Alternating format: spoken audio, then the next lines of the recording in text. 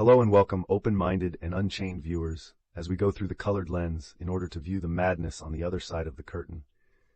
I am your host, Mr. Enigma, and today we'll be looking at Dave Chappelle and asking the question, what if Dave Chappelle was the Michael Jackson of comedy? Now, although I ask this, I don't want you to think that I'm calling Dave Chappelle the same thing that Kendrick Lamar called Drake.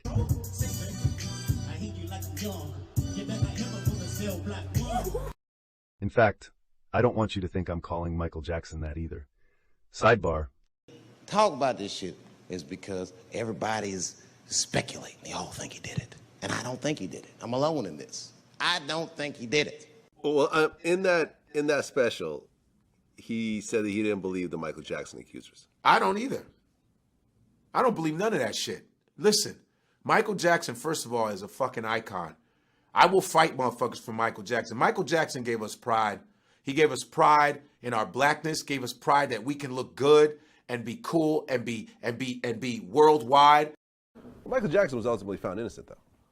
All three of the little motherfuckers came on. They're adults now. You can count them on the internet. Yeah. Saying it never motherfucking happened. Our parents put us up to try to get Right. money out today. I think one of them. Did mainstream media ever pick that truth up and Not put so it much. out there?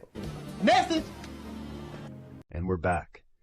Michael Jackson and Dave Chappelle, both born in August, but 15 years apart, were both young prodigies, extremely gifted for their ages and supremely confident in their talents.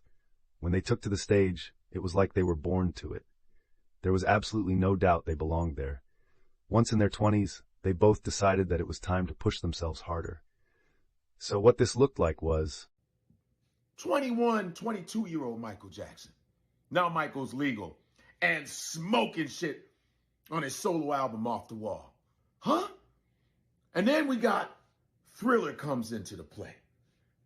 What the hell? Breaking records. By the way, Thriller sold 1 million copies a week. This is before the internet. I'm not talking about streams. I'm talking about albums, okay?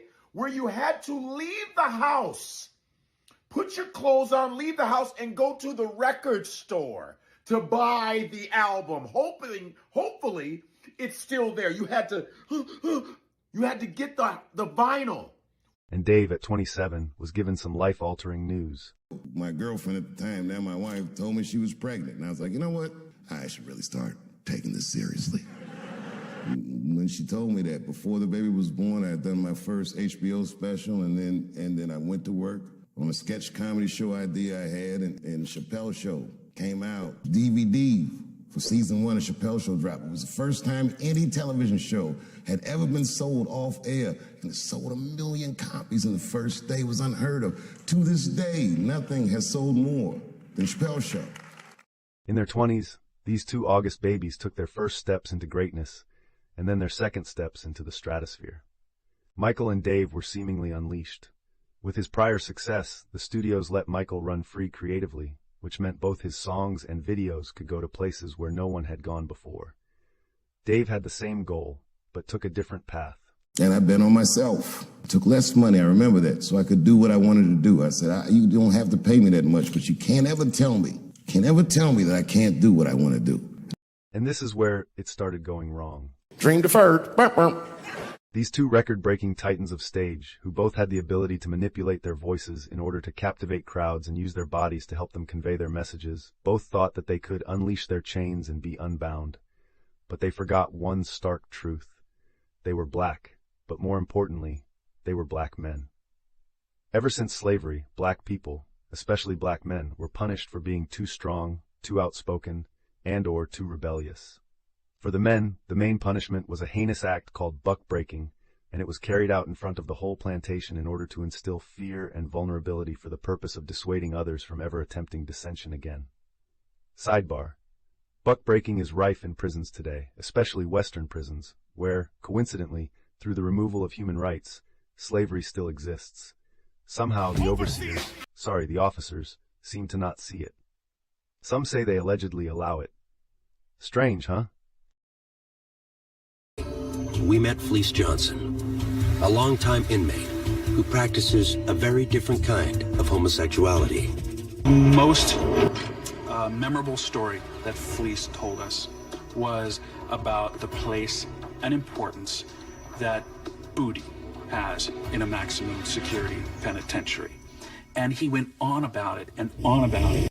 But we have sexual desires, right? So you got a bunch of men locked up in one place. All of them get hard. All of them's horny. All of them got sexual desires. So what are they gonna do? You won't let them have a woman. They gonna have each of somebody's gonna have to give us some booty. And it's just that simple. In this prison, booty was more important than food. Booty, a man's butt. It was more important. I'm serious. It was more booty, having some booty was more important than drinking water, man. I like booty. Johnson went on to tell our crew how he used to satisfy his sexual desires. When I see one, and he looks good to me, when I go see him, I say, you come here. I say, I'm telling you what, I like you, and I want you. And we can do it the easy way or the hard way.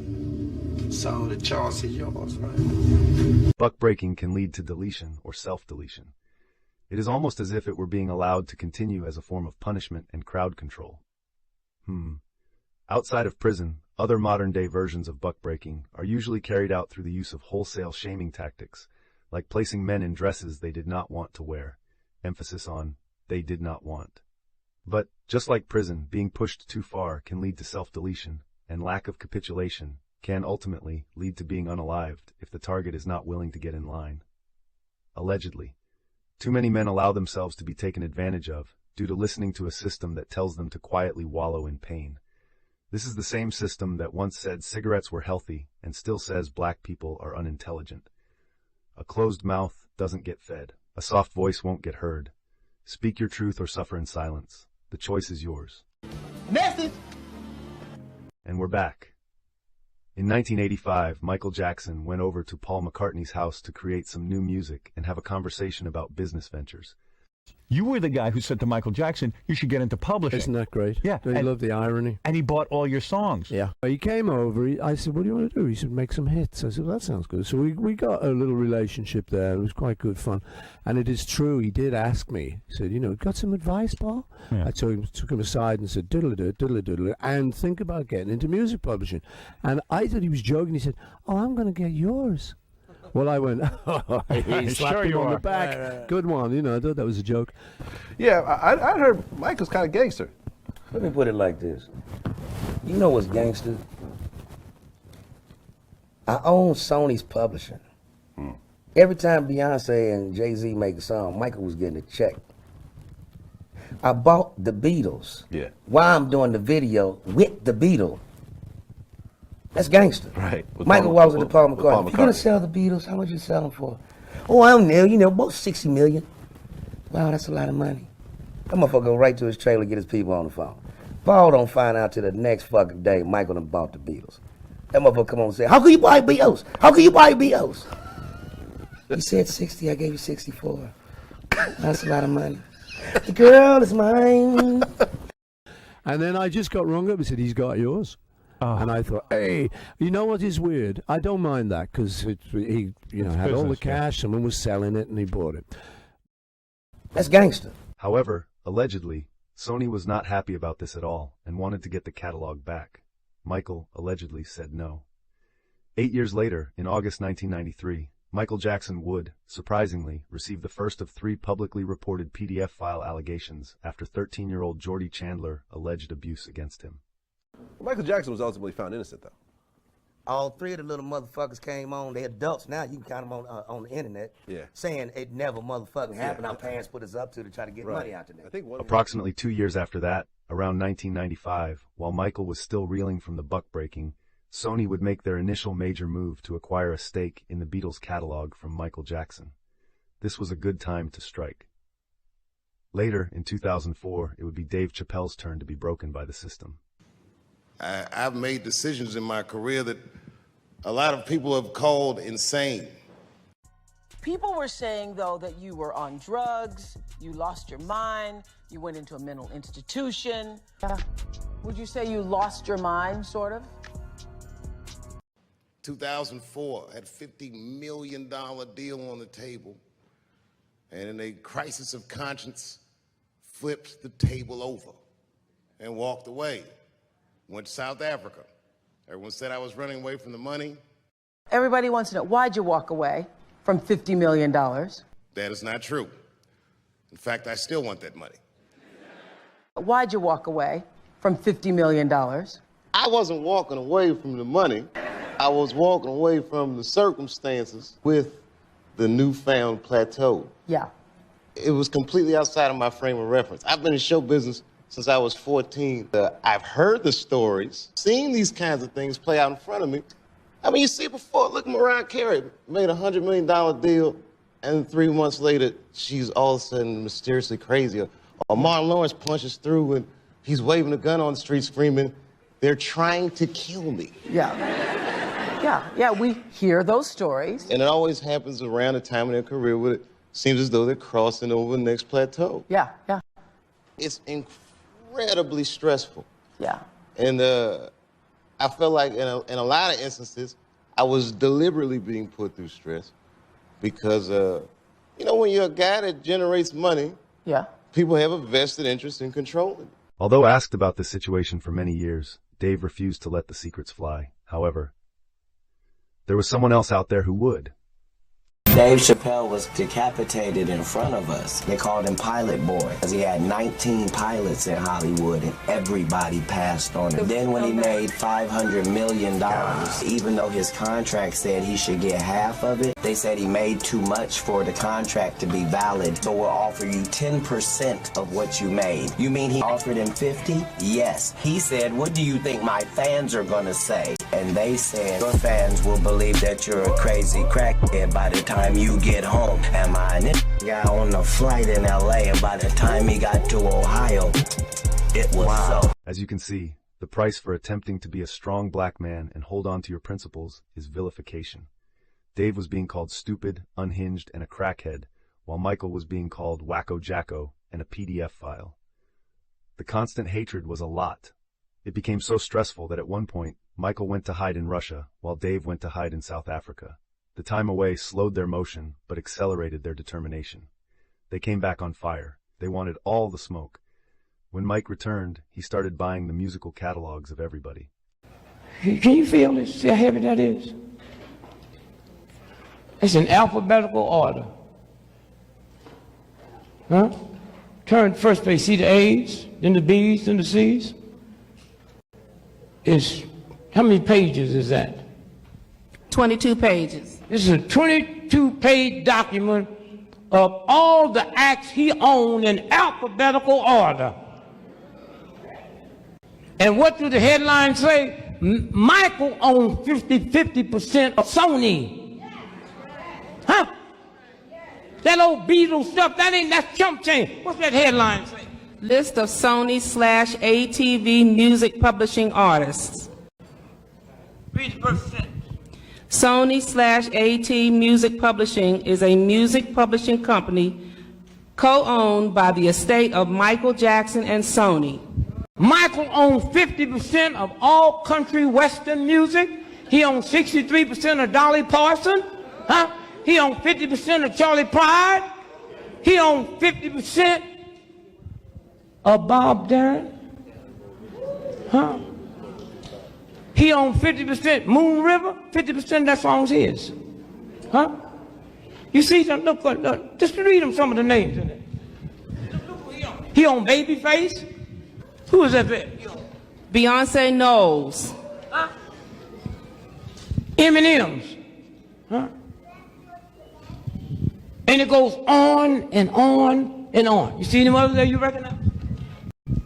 Boys to Men, Bon Jovi, Brenda Lee, Brian Harvey, Brian West, Brick and Lace, Bright Eyes, Brooks and Dunn. And it goes on and on and on. That's just the bees. And if all this was sold today, the estate would probably get between 40 and 50 billion dollars. Huh? When Dave returned, he started buying all of the properties in his town. Got everything, I got everything. I cannot complain, I don't even know how much I really made. I forgot, it's a lot. By now, I'm sure everybody already knows, but the GOAT, Dave Chappelle, dropped a comedy special on Netflix the other day. But I gotta be honest, I did disagree with Dave when he said, You know what I learned about liberal white people? Liberal white people let black people do whatever they want until you buy most of their talent. But you know what? I don't blame them. Because, no, for real, because look, if I was white and the people in this town were black, you know what they'd say? They would say I was gentrifying the town. But there's no word for what I'm doing to these people. hold on now, Dave, because this is where we stand on opposite sides of the line, because there might not be a word for it, but there's absolutely a phrase. Matter of fact, there's a jingle. Like to hear it go. Another satisfying racial moment.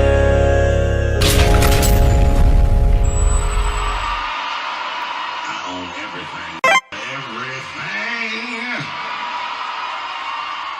They both started performing again, slowly raising their profiles in order to get past the unjust stigma that had been placed upon them. They both started winning their audiences back. They both started telling their stories in musical and comedic ways. Sometimes their genres crossed over, such as Michael's Remember the Time, featuring Eddie Murphy, who added the comedic elements, or Dave Chappelle's Block Party, where he infused music into his progression, but they both made sure to stay within their lanes. Mike didn't focus on comedy, and Dave didn't focus on music. The problem with Michael Jackson, which wouldn't have been a problem if he wasn't black, is that he became too powerful. He was too wealthy, too talented, and too well known around the world. He could go into places that other countries wouldn't be accepted in. He could spend tens of millions without blinking, have zoo animals in an amusement park in his back garden without having to worry about it, could touch himself on stage in a way that would cause other people to be canceled, yet not even have it mentioned. But most egregiously of all, he could tell powerful white men no.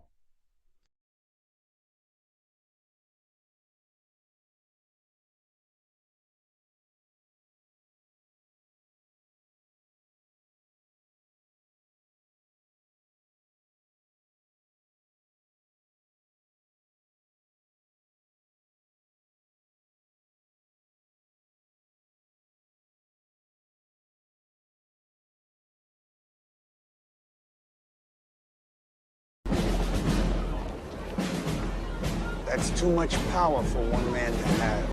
As I mentioned before, when buck-breaking fails, death will follow. And Michael Jackson died. Maybe because he was black, maybe because they called him a PDF file, maybe because they said he was weird, maybe because of all of those things. But his death, his very strange death, went unnoticed and under-investigated. People mourned his passing in their millions, but no one questioned how he died in the way he did. This man did, though. First of all, let me start off by saying, with all the Michael Jackson fans, please make some noise in the building this evening. And the fact of the matter is, we watched this nigga get murdered right in front of our own motherfucking face. And they straight up killed that nigga. Killed him and gave us the most bullshit story we ever heard our entire life. First they told us this nigga was a drug addict. Then we find out this nigga's drug was sleep.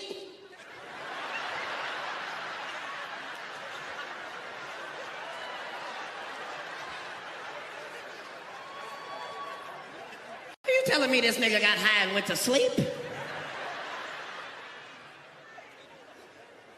Yeah, that's no drug addict. Something's afoul here. This story don't go together. Understand, white people, no story ends with coma. They started this nigga's story off with coma. The next story is this nigga was asleep in a coma. Then they say he wakes up out of his coma. Now understand, niggas, The whole thing about a coma is supposed to be you can't get the fuck up from one. I'll come back to that part later. So the nigga wakes up out the coma. Conrad. Conrad, where are you? Conrad, Tito, someone, come here. This is where the story gets fucked up. Then they say ain't nobody there. So they say he grabs the propofol and injects his motherfucking self and goes back into a coma. Girl, close your eyes. Let the propofol into you. Are you telling me that a nigga would pay somebody $150,000 a month to do some shit he could wake up out of a coma and do for himself? You can kiss my motherfucking ass.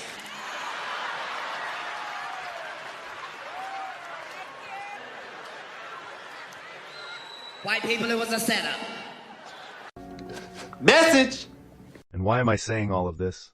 Because the biggest star in all of music, let me take music away and say the biggest star of all time, was murdered in front of us, in my opinion. And the perpetrators didn't just get away with it, they also robbed him and bullied his estate after the fact. And now, Dave Chappelle is being put into the same position that Michael Jackson was, although more controversially. He is heard around the world, and his word is spreading. Even when he isn't telling jokes, people are still listening. His catalog is growing, his profile is growing, and his influence is growing. He has, in the past, and he is still now, telling powerful white men, no! We have seen where this can lead, but it will not lead there this time. I am my brother's keeper. This man must be protected. His dream must be kept alive. I dreamed tonight, this very night, as a 14-year-old boy, and I am living it as a 50-year-old man. My dreams are very strong. And that's the trick to life. You have to be wise enough to know when you are living in your dream, and you have to be humble enough to accept when you're in someone else's. When I see a fellow dreamer, I give them my utmost respect. Even if I don't understand what their dream is, I know a dreamer when I see one. Yes, I am living a very powerful dream. Every time I come to this city and I stand in front of you, I realize that, my God, man, this is not my dream at all. It's yours, and I am honored to be in it. If you like what you heard, please like, share, and subscribe, and press the hype button. Press all the buttons, and I will see you on the next one. I'm looking